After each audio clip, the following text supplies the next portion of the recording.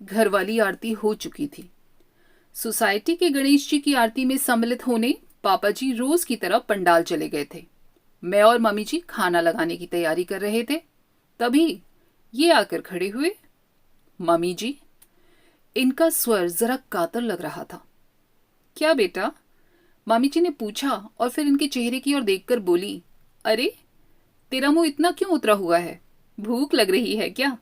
रश्मि बेटा, इसका खाना लगा दो। दिन भर बेचारा दफ्तर में दिमाग खपा कर आता है।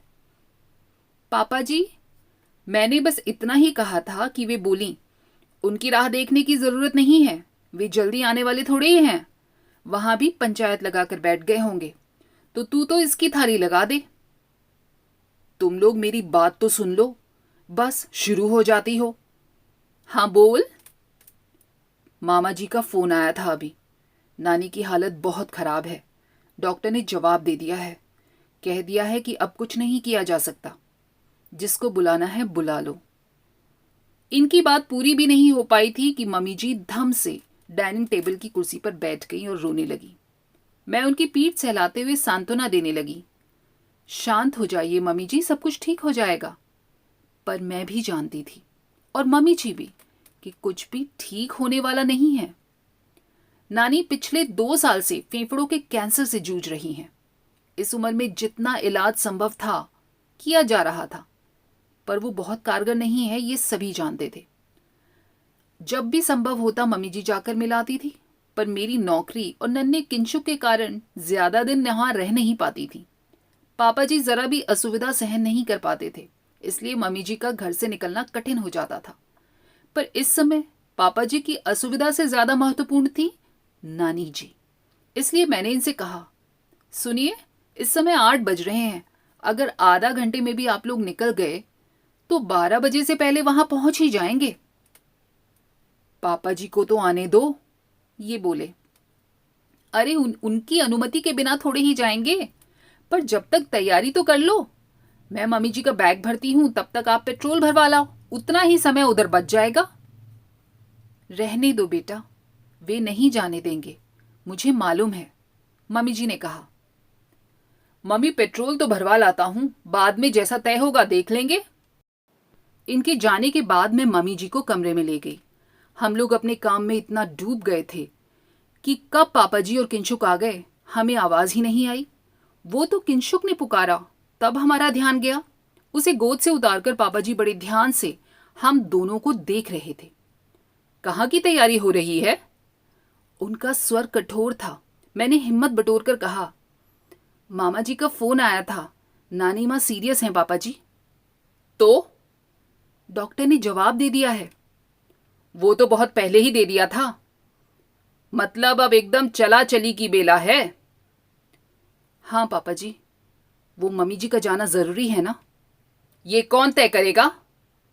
तय तो आप ही करेंगे पापा जी, पर मैंने सोचा तब तक उनकी तैयारी कर दूं। कोई शादी ब्याह में जाना है जो तैयारी करोगी? मैं चुप हो गई। तब तक ये आकर खड़े हो गए। आप कहां से पधार रहे हैं बरखुरदार? पेट्रोल भरवाने गया था पापा जी। मतलब किसी से पूछने की जरूरत नहीं है। आप घर पर नहीं थे तो मैंने सोचा, यहां पंडाल तक ही तो गया था, कोई मर तो नहीं गया था। इसके बाद कमरे में सन्नाटा छा गया। केवल मम्मी जी की सिसकियां सुनाई दे रही थी। कुछ देर बाद पापा जी की गर्जना फिर सुनाई दी। अपने मामा से कह दो घर में गणेश जी विराजे हैं, अनंत चतुर्दशी तक इनका निकलना नहीं हो सकता। उनकी दहशत के बावजूद पता नहीं मुझ में कहां से हिम्मत आ गई। मैंने कहा, पापा जी कायदे में तो आप दोनों को जाना चाहिए, पर कम से कम मम्मी जी को तो भेज दीजिए। यहाँ की चिंता मत कीजिए, मैं सब संभाल लूंगी, ऑफिस से छुट्टी ले लूंगी। उन्होंने आवेश में मुझे घूरा। मेरी हिम्मत जवाब दे रही थी, फिर भी मैं डटी रही। पापा जी, गणेश जी तो अगले साल भी आएंगे, हर साल आएंगे, पर नानी जी दोबारा लौटकर नहीं आएंगी। उनकी आंखों में जैसे चिंगारियां बरस रही थी। सुबोध, उन्होंने कड़कती आवाज में पुकारा। इन्होंने धीरे से मेरा हाथ पकड़ा और लगभग खींचते हुए मुझे बेडरूम में ले गए। दरवाजा खड़काते हुए बोले, तुम थोड़ी देर चुप नहीं रह सकती? मैंने अपने आप को बहुत अपमानित महसूस किया। कहा, नहीं, मैं चुप नहीं रह सकती। अगर आज मैं चुप रही तो कल मेरे साथ भी वही होगा जो मम्मी जी के साथ हो रहा है, और परसों मेरी बहू के साथ। ये बहू कहां से आ गई? अभी बेटा जमीन से निकला नहीं है। कभी तो बड़ा होगा, मैंने गोद में बैठे किंशुक को दुलारते हुए कहा। सारा नाटक देखकर बेचारा सहम गया था। उसे छाती से लगाते हुए मैंने कहा, जिंदगी भर आप उस व्यक्ति के ईगो को सहलाते आए हैं, पर मैं अपने बच्चे को इस मानसिकता में बड़ा नहीं होने दूंगी। उसमें आत्मविश्वास पैदा करूंगी। ये चुपचाप दरवाजा खोलकर बाहर चले गए। दूसरे दिन की सुबह बहुत बोझिल थी। घर में एक अदृश्य तनाव व्याप्त था, एक बेचैनी थी, एक खामोशी थी। मम्मी जी की मनःस्थिति का अंदाजा इसी बात से लगाया जा सकता था कि उनका हर काम गलत हो रहा था। सुबह उनकी चाय उफन कर गैस पर गिर गई थी। पूजा घर की झाड़ू लगाते समय पता नहीं कैसे झाड़ू चौकी पर रख दी थी। माचिस पूजा के लोटे में जा गिरी थी। वो तो घर में दूसरी माचिस थी, नहीं तो प्रलय आ जाती। फ्रिज में रखी लाल फूलों की माला बाहर निकालते समय ऐसी उलझी कि फिर किसी तरह पहनाई नहीं जा सकी। उसे गणपति बप्पा के चरणों में रखकर ही संतोष करना पड़ा। पूजा की थाली नीचे रखते हुए हाथ ऐसे कांपे मम्मी जी के कि पंचामृत की कटोरी नीचे गिर गई। संगमरमर का फर्श पंचामृत से सन गया। ध्यान कहाँ है तुम्हारा? पापा जी दहाड़े। एक काम ढंग से नहीं कर पा रही हो? नीचे गिरा पंचामृत साफ करके मैं पोछा लगा रही थी। पापा जी की बात सुनकर मेरे तन बदन में आग लग गई।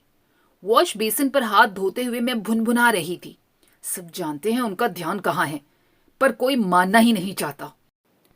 चुप हो जा मेरी माँ, क्यों आफत को दावत दे रही है? इन्होंने मेरे हाथ जोड़ लिए। मैं चुप हो गई, पर मेरे होंठ फड़फड़ा रहे थे, आंखें लाल हो रही थी।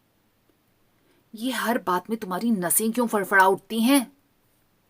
क्योंकि आपकी नहीं फड़फड़ाती। अरे एक बार तो मां के पक्ष में आवाज उठाते। चुप रहते हो, बोलते कुछ नहीं हो। घंटों की आवाजें शुरू हो गई थी। ये आरती के लिए आमंत्रण था। हम दोनों बेमन से ही सही जाकर खड़े हो गए। किसी तरह आरती की औपचारिकता पूरी हुई। पापा जी कपड़े बदलने अपने कमरे में चले गए। पूजा में वे रेशमी धोती पहनते थे और फिर सोसाइटी के गणेश जी की आरती में कुर्ता पहनकर सम्मिलित होते थे। उनका हर काम नियमबद्ध, समयबद्ध होता था। आरती के बाद ये अपना लैपटॉप लेकर डाइनिंग टेबल पर बैठ गए थे। रविवार था। ऑफिस जाने का आज कोई झंझट नहीं था, छुट्टी थी। मम्मी जी वहीं हथेलियों में सिर दिए बैठी थी। वातावरण बड़ा बोझिल और गमगीन हो रहा था। उसे थोड़ा हल्का करने की गरज से मैंने कहा, मम्मी जी अब बिल्कुल चिंता ना करें, सब कुछ ठीक हो जाएगा। अब क्या ठीक होगा? उन्होंने एक निश्वास के साथ कहा। मैंने भगवान जी को अल्टीमेटम दे दिया है कि अगर नानी माँ मम्मी जी से मिलब ना चली गई तो कभी भी आपकी आरती नहीं करूंगी। वाह, क्या धमकी दी है! भगवान जी बेचारे तो डर ही जाएंगे। इन्होंने फब्ती कसी।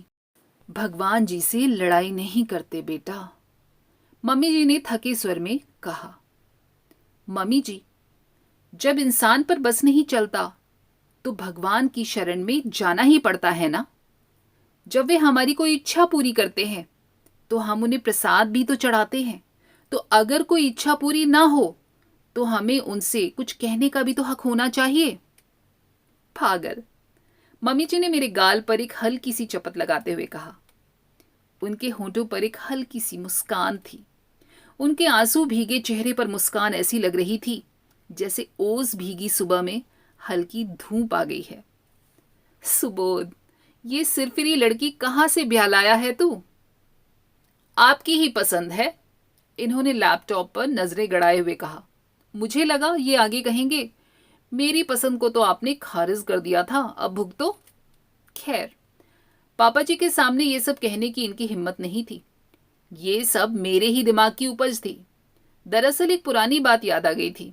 शादी के दूसरे ही दिन रिश्ते की एक चाची सास ने कान में फुसफुसाकर कहा था, लाडो, तुम्हें बहुत ही एहतियात और सब्र से काम लेना होगा। ये शादी उसकी मर्जी के खिलाफ हुई है। उसका मन तो कहीं और था, पर भाई साहब ने उसकी पसंद को पहली फुर्सत में ही खारिज कर दिया था। तो जरा सावधान रहना, आंख नाक कान खुली रखना। 2-3 महीने में बहुत सहमी सहमी रही मैं, फिर सब कुछ सामान्य हो गया। अब तो शादी को 3 साल हो चले हैं। अगर इनके मन में कोई फांस है भी तो मुझ पर कभी इन्होंने जाहिर नहीं होने दिया। मुझे लगता है कुछ चाचियां और भाभियां शादी में इसीलिए आती हैं कि नई बहू को पट्टी पढ़ा सकें, उनके मन में संदेह के बीज डाल सकें, खानदान की गोपनीय बातें उनके सामने उजागर कर सकें। तुम कल पेट्रोल भरवा लाए थे ना? पापा जी पूछ रहे थे। जी पापा जी, ये बोले। तो अपनी माँ को इंदौर छोड़ाओ, आज संडे भी है, छुट्टी का कोई प्रॉब्लम भी नहीं होगा। ये सुनते ही एकदम उठ खड़े हुए। तो मैं तैयार होता हूं, मम्मी आप भी तैयार हो जाओ। रश्मि, मम्मी का बैग ठीक कर दो। बैग तो कल ही ठीक कर दिया था, मैंने कहा। ओके मम्मी, अब जल्दी से तैयार हो जाओ, निकलते हैं। मुझे कहीं नहीं जाना, मम्मी जी ने कहा। अरे क्यों, अब तो पापा जी ने भी कह दिया है। उन्होंने कैसे मन से कहा होगा जानती हूं, 40 साल का साथ है, मम्मी जी बोली। पापा जी दरवाजे तक पहुंच चुके थे, वहीं से दहाड़े। तो क्या आप स्टाम्प पेपर पर लिख कर दूं? सुबोध, मैं पंडाल जा रहा हूं, जब लौटूं तब मां बेटा मुझे घर में नहीं मिलेंगे, समझे? नादिरशाही फरमान जारी हो गया था। अरे ये बात प्रेम से भी तो कही जा सकती थी, पर हर बात में इनका ईगो सामने आ जाता है। मम्मी जी की दाद देनी पड़ेगी। 40 साल इस आदमी के साथ कैसे गुजारे होंगे? मैं होती तो भाग जाती या आत्महत्या कर लेती। इन्हें लौटने में रात के 8 बज गए। स्वाभाविक ही था, थक गए थे और उदास तो खैर थे ही। नानी माँ कैसी हैं? मैंने पूछा। बस सांस चल रही है और होश में है। सबसे अच्छी बात है कि उन्होंने मम्मी को पहचान लिया, नाम लेकर पुकारा, गालों पर बालों पर हाथ फेरा, जाना सार्थक हो गया। और लोग भी आए होंगे, पूरा खानदान इकट्ठा हो गया है। कानपुर वाली मौसी, जबलपुर वाले मामा, बड़े मामा दिल्ली से मेरे साथ ही पहुंचे थे। मम्मी के साथ चाचा चाची रतलाम से आ गए हैं और मम्मी की मौसी, नानी की छोटी बहन भी बरेली से आई हैं। इतनी बुजुर्ग हैं, नाती को लेकर साथ आई हैं। मुझे सुनकर अच्छा लगा। होनी तो खैर टलने वाली नहीं थी, पर यही संतोष था कि दुख की इस घड़ी में मम्मी जी अकेली नहीं होंगी, पूरा परिवार उनके साथ होगा। सुबह 9:15 का अलार्म लगाकर मैं उठी, फटाफट नहा लिया, फिर नाश्ते का इंतजाम किया। ऑफिस था तो टिफिन की तैयारी की, सबकी चाय बनाकर थर्मस में डालकर टेबल पर रख दी, फिर पूजा की तैयारी में जुट गई। पापा जी कमरे से बाहर आए तो उन्हें चाय देते हुए मैंने कहा, पापा जी वैसे तो मैंने सारी तैयारी कर दी है, पर एक बार आप देख लें। सुबोध उठ गया क्या? ना उठा हो तो आवाज दे दो। ये आंखें मलते हुए बाहर आ गए। पापा जी बोले, आज पूजा तुम कर लेना, मैं निकल रहा हूं, अभी निकल जाऊंगा तो फ्यूनरल तक पहुंच जाऊंगा। फ्यूनरल? हम दोनों ने एक साथ पूछा। हाँ, रात 11 बजे फोन आ गया था। तो आपने हमें जगाया क्यों नहीं पापा जी? उतनी रात जगाने का कोई मतलब नहीं था बेटा, वैसे भी तुम दिन भर के थके हुए थे, सोचा सुबह उठकर ही बता दूंगा।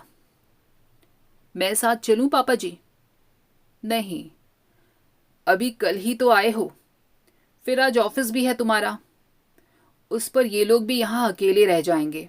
एक काम करो, मुझे टैक्सी स्टैंड तक तुम छोड़ दो, बस के चक्कर में मैं नहीं पड़ूंगा। जी पापा जी, बस अभी फ्रेश होकर आता हूं।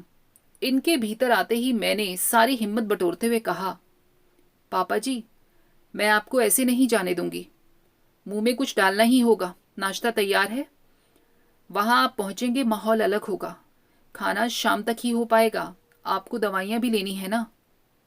आश्चर्य, उन्होंने मना नहीं किया। इनकी चाय के साथ मैंने उनका नाश्ता लगा दिया। कहा, मम्मी जी जल्दी में गई हैं, उनकी भी गोलियां एक बार देख लीजिए। चाय पीकर इन्होंने पापा जी का बैग उठाया और गाड़ी निकालने चले गए। पापा जी जैसे ही उठे मैंने प्रणाम किया। बोले, ऐसे में प्रणाम नहीं करते। सॉरी, आप अपना ख्याल रखिएगा पापा जी। वे कुछ देर शूरक के पास खड़े रहे। बोले, तुम्हारा धन्यवाद करना चाहता हूं। स्वर ऐसा था मानो कह रहे हूं तुम्हारा कोर्ट मार्शल करना चाहता हूं। मैं धड़कते दिल से अगले वाक्य की प्रतीक्षा करती रही। तुमने मुझे जीवन भर के लिए एक अपराध बोध से बचा लिया। तुम्हारा तरीका बेशक गलत था, पर इरादा नेक था, इसलिए मैंने तुम्हें माफ किया। और वे एकदम पलटकर चले गए। इतनी बड़ी आत्मस्वीकृति के बाद उन्हें मेरे सामने खड़े होने में संकोच होगा, लेकिन मैं आनंद विभोर हो गई। थैंक यू पापा, थैंक यू वेरी मच, मैंने हाथ जोड़कर कहा। 1 इंच भर ही सही, हिमखंड पिघला तो। दोस्तों, कैसी लगी मालती जोशी जी की कहानी? उम्मीद है पसंद आई होगी। अगर पसंद आई हो तो कमेंट करके ज़रूर बताइएगा, और लाइक शेयर और सब्सक्राइब करना बिल्कुल मत भूलिएगा। फिर मिलेंगे अगली बार ऐसी ही खूबसूरत दिल छू लेने वाली कहानियों के साथ। तब तक अपना और अपनों का खास ख्याल रखिएगा। स्वस्थ रहिए और मस्त रहिए। नमस्कार।